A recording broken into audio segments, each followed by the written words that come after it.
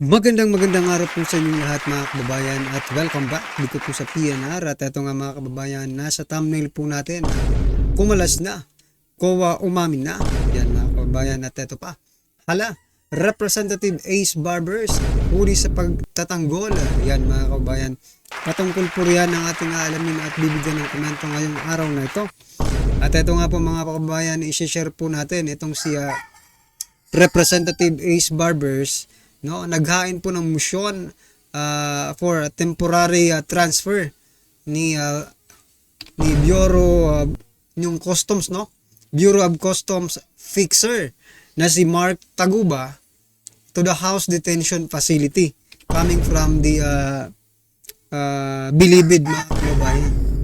So eto, pakinggan muna natin ito mga kababayan, pakinggan po natin itong si Ace Barbers. We wrote to the, kasi may motion that was approved by the committee. So meron kaming letter that we... So yun mga kababayan, naghain po siya ng motion, then approved by the committee daw, sabi niya. Sent by fax kay Katapang. So siguro lalabas yun maya-maya. So ngayon sir, saan siya pupunta? Nilabas na siya eh, di ba? Oo. Hindi, pero sabi ko kasi, temporarily, dyan muna siya sa detention hanggang lumabas yung order ng kasi hindi naman pwedeng hindi. Siguro, pwede namang idahilan na huwag nang biyahe muna ngayon, police safety. May threat daw sa buhay niya. Sabi, kinausap niya si... So yun mga kababayan, may threat daw sa buhay niya. Ibig sabihin, it's not confirmed. May daw di ba? It's not verified information. Kasi nga, may daw. O, mamaya mga kababayan, banatan po natin to pero ngayon, panoorin muna natin. Kung si Paduano, parang sinasabi may threat daw sa buhay. What kind of threat? Well, I think threat to his life. Because now that he appeared before this committee, they probably thought that medyo may spill siyang spill the beans. So, baka ganun. Sir, may evidence ba siya? May pinakita ba siyang na talagang may threat? Na-verify ba natin yun? Kanina, tinanong siya, he stood by his affidavit na binigay niya doon sa Senate. Tsaka binigyan niya kami ng kopya. Wala namang bago, wala namang dagdag. Kasi So yun mga kababayan, no? It's not a verified information na may threat talaga sa buhay ni Taguba, Mark Taguba, no? But dahil sinabi nga ni Taguba na may threat mga kababayan, so to the rescue agad, no? To the rescue agad ang Tuwadcom, no? Sa katauhan po ni Representative Ace Barbers, no? Naghain po siya ng motion for temporary transfer ni Bureau of Customs fixer, no? Mark Taguba diyan po sa detention ng Kongreso. Ano po ang gusto kong i-point out dito? Simple lang po mga kababayan. Dahil po itong si Taguba ay kanilang witness against dito sa mga Duterte, no? Talagang whatever the wishes mga kababayan talagang ibibigay po, no? Unlike dito po sa isang ito, tingnan niyo naman, no? PDP Laban press statement. Transfer of Yusek Lopez to Women's Correction patently illegal and clear violation of human rights. But still, mga kababayan, ano po yan utos din po yan ng Tuwadcom, no? So si Taguba kukunin nila doon sa Bilibid dahil may threat. Ito naman pong si Attorney Lopez, no? May threat din po ito sa buhay. Bakit ilalagay mo sa correctional? Diba? So isa lang po ang gusto kong iparating sa inyo na pagdating po, no? Pagdating po dito, sa mga witness nila against Duterte, kahit anong hilingin, ibibigay agad mga kababayan, no? Samantalang dito po naman mga kababayan, no? dito sa mga allied or sa mga tauhan ni Vice President Sara Duterte, meron pong sabi nga nila, may violation of human rights at saka illegal. O yan mga kababayan, kayo ano po ang tingin nyo dyan? May ano ba, bias ba ang tuwad ko? No? May hustisya pa bang nangyayari pagdating po sa investigasyon ng tuwad ko? Or palagi na lang nilang kakampihan, no? Sabi nga sa may nag-comment po, ano ba itong tuwad ko na ito? No? Mga kriminal tuloy kinakampihan. Yung mga matitino, kinukulong. Well, mga kababayan, ano pong inyong reaction dyan? I-comment nyo na lang po sa baba, okay? At ito na nga mga kababayan, sama-sama at sabay-sabay po natin pakinggan, panoorin at bigyan ng comment ang video ito. Hala, kowa di kinaya, magsinungaling, kumalas na. Vice President Sara Duterte nakahanap. Sanib puwersa, matinding laban to. Ito mga kababayan, pakinggan at panoorin po natin at bigyan natin to ng reaksyon at komento. Ito na po. With title General Jurisdiction, the authority and power of the Commission, meaning COA, shall extend to and comprehend all matters relating to auditing procedures, systems and controls, etc., etc., the examination and inspection of the books, records, and papers relating to those accounts, and the audit and settlement of the accounts of all persons respecting funds or property received or held by them in an accountable capacity, etc., etc. You're still familiar with this provision? Yes, Mr. Chair. These are all provisions which give mandate to COA in the examination, audit, and settlement of public funds. I am correct. Yes, Mr. Chair. Mr. Chair, I'd like to ask the representative from COA if the Constitution allocated this particular mandate to other agencies or offices of government other than COA. Mr. Chair, it is exclusive to the COA. It is exclusive to the COA. COA alone has the mandate and authority to perform all these functions Audit, Mr. Chair. I just read before you. Is that correct? Yes, Mr. Chair. So, mamaya, putulin lang natin salit mga kababayan, no? Kasi sabi po ni nitong representative ng COA, it is only exclusive, no? Yung pag-audit, talagang COA lang po talaga ang pwedeng mag-audit. Pero bakit ang nangyayari po, parang itong Kongreso, Kamara, Tuwadcom, no? Pati itong si Chua. Sa bagay, isa lang naman sila yan. Bakit parang sila ay nagiging auditor na rin? Di ba? Bakit parang lumalabas na mas magaling pa sila sa Commission on Audit? Di ba? Gayong exclusive naman pala itong ganitong trabaho para lamang sa Commission on Audit.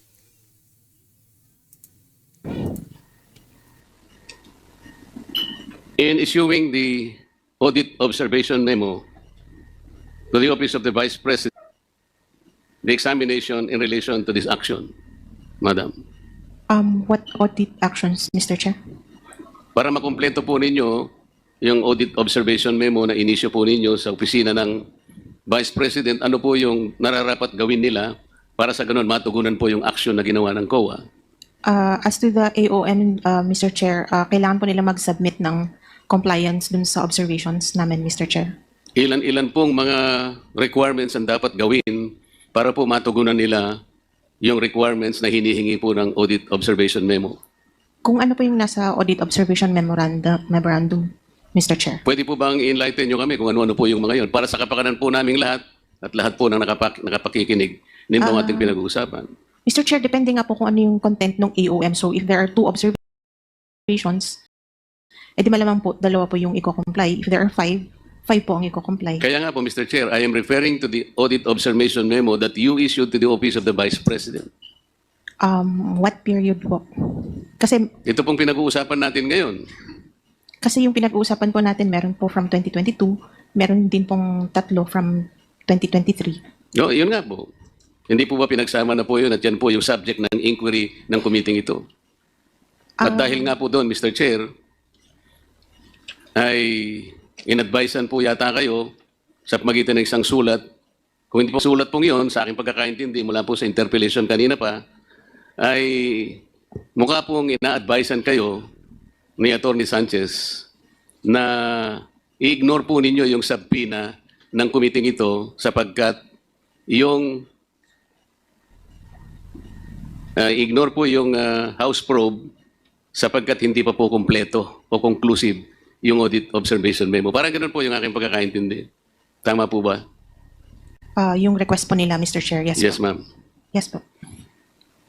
Noon pong sabihin ni Atty. Sanchez na ang inyo pong audit observation memo ay hindi pa conclusive o hindi pa kumpleto sapagkat marami pa kayong hihingin sa kanila na isusumitin nila sa opisina ninyo, tama po yung kanyang isinulat. Hindi po ba?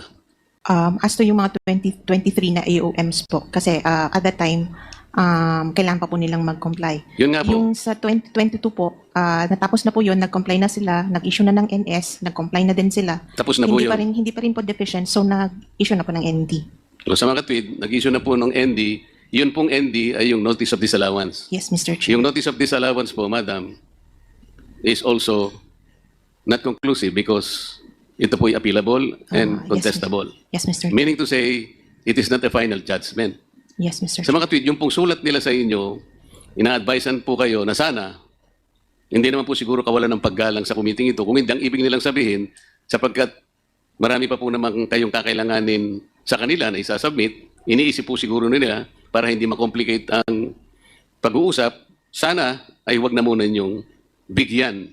Kasi po humihingi ang House, ang ating pong komite, nung mga dokumento na kakailanganin po dito sa kanilang pagdinig. Tama po ba? Yes, Mr. Chair. Okay. Bakit hindi po ninyo binigyan ng due course yung sulat po ni Atty. Sanchez? Ano pong dahilan? Mr. Chair, nag-issue po ang House, ang committee po, ng subpoena justice tecum sa COA. And dun po sa rules ng COA, pwede naman po kaming maservan ng subpoena. And ayun po, nag-comply lang po kami based dun sa subpoena po. Mr. Chair, kung halimbawa yung subpoena ng committee ito ay tumutukoy sa mga bagay na hindi pa po ninyo iniimbestigahan, sa aking palagay tama lamang po yun. Ngunit dahil po yung bagay na hiningi po nila ay iniimbestigahan na ninyo, hindi ba dapat ay pumayag kayo na sana'y i-advise nyo yung ang House na, Sir, Madam, with all due respect, ay hindi muna po namin kayo mabibigyan ng inihingi po ninyo sapagkat sa ngayon po ay kami po yung kasalukuyan pong nag-iimbestiga. Hindi po ba pwede ring idahilan yon, Madam, without disrespecting the Committee on Good Government? Mr. Chair, meron naman pong nire-recognize din naman po namin yung Congress oversight, and yun nga po, we were issued subpoena, so Mr. Chair, sinasabi ko nga po yun eh. Kung sa bagay siguro na hindi pa ninyo iniimbestiga, makatwiran lang na talagang pagbigyan nyo at nasa lugar naman po. Ngunit sa ganito pong itong pag-uusap na ito, na ang involved pong subject matter, yung 2023, na inyo pong iniimbestiga, hindi po ba nyo naisip na maaari pong makompromiso ang ginagawa ninyo? Halimbawa po, hindi po ba sa mga proseso o procedures na ginagawa po ninyo, ang audit observation memo at saka notice of disallowance ay confidential po in nature? yes po. Ang mga partido sapagkat wala pang ang conclusiveness eh. Iniimbestiga pa nga lang eh. Tama po? Yes, Mr. Chair. Actually, audit lang po yung sa amin, na technically hindi po investigate. Kaya nga importante po na maproteksyonan kasi ino-audit nyo lang. At alam po ninyo, yung pag-audit ay maaari pong i-contest mula sa level ng regional director, kung nasaan man nag-umpisa. Kung sakasakali pong hindi natapos doon, maski sa level ng commission proper, inaapila pa rin po. At kung sakasakali po hindi napagbigyan doon, umaabot din po yun hanggang sa kataas-taasang hukuman, hindi po ba? Kaya po pinapanatili natin confidential ang proseso. Hindi po ba nyo naisip po sakasakali, yung pong ginagamit po ninyo sa inyong pag-audit ay ibibigay po ninyo sa Committee on Good Government, mabubuyang-yang po yung mga dokumento because of the nature of the hearing in the House of Representatives. Tama po. Tama po. Kagaya po ng nangyayari ngayon. Bago po ako magpatuloy, ay gusto ko munang itala on record na hindi ko po binibigyan ng hatol. I am not judging what the Committee on Good Government has done so far in relation to the documents that you furnished this office. Ang sinasabi ko lamang po, kanina po sa unang pagtatanong ko sa inyo, ang sabi po ninyo, there is no other office or agency of government na binigyan po o inallocate ng ating saligang batas para kopyahin ang ginagawa ninyo. Wala na po, kayo lang. Hindi po ba niyo naisip na ang inyo pong gawain, ang inyo pong gagamitin sa inyong pag-audit ay nagamit po ng local government at hindi nyo man lang ipinaliwanag, sana kanina pa po na tinatanong ko, bago pa po ninyo ibigay, pinagbigyan nyo sana yung sulat po ng attorney sapagkat nasa inyo na po ang pag-uusisa ng pag-audit. Masasakripisyo po, masasapubliko po ang gagawin ninyo kung sakasakali. Tama po ba?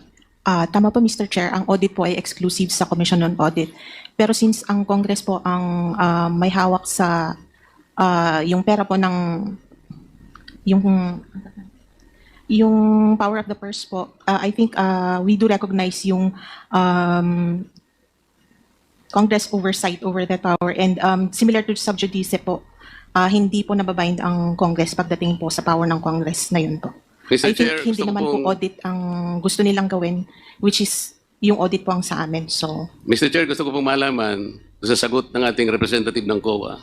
Opinion mo ba yan o yan ay kinuha mo sa pinakamataas na opisyal ng COA sapagkat hindi ikaw ang magbibigay ng katuwiran doon sa kung ano yung power of the purse at kung ano ang significance ng subpoena na tinanggap ninyo. Ito ba ay pinag-usapan ninyo, tirefer mo sa commission proper?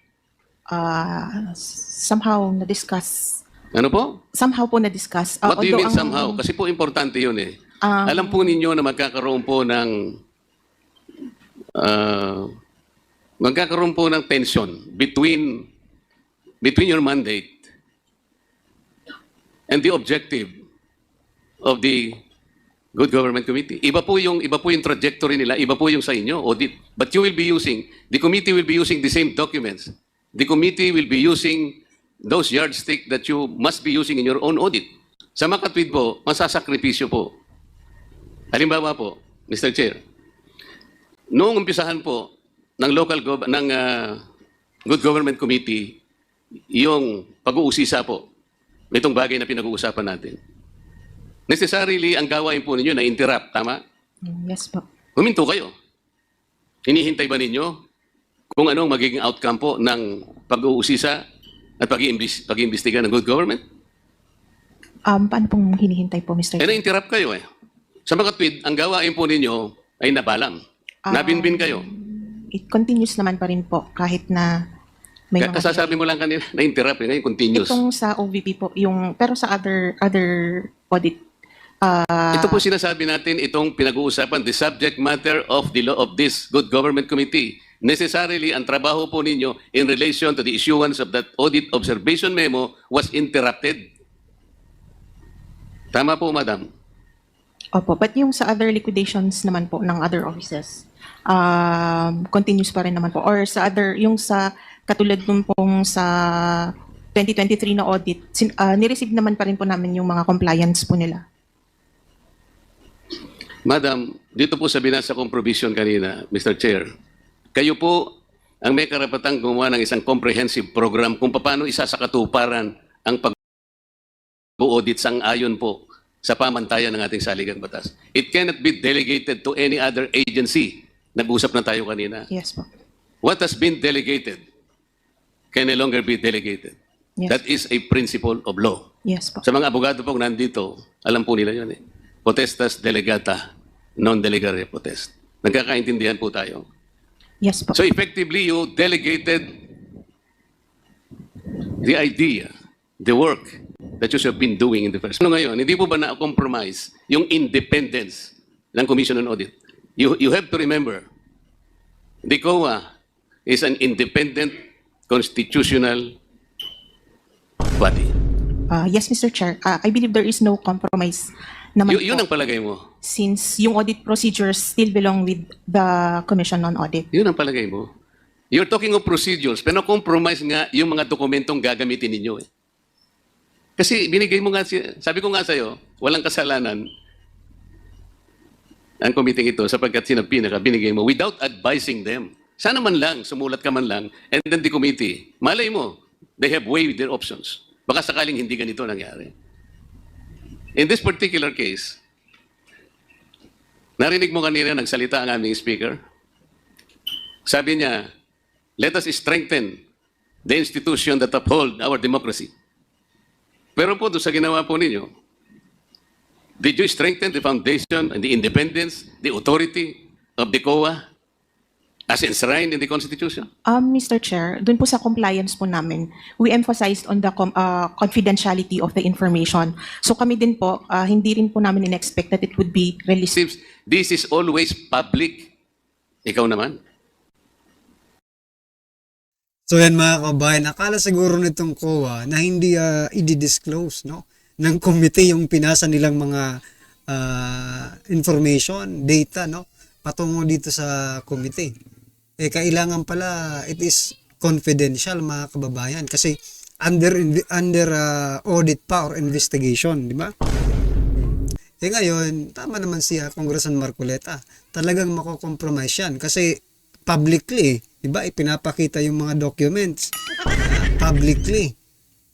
Paano hindi yan mako-compromise? Eh, dinisclose na nila sa publiko. So yan mga kababayan, ano pong inyong opinion, reaction patungkol po sa video ito, i-comment lang po sa baba. Para at least alam po ng ating mga kababayan ang inyong opinion. Maraming salamat po.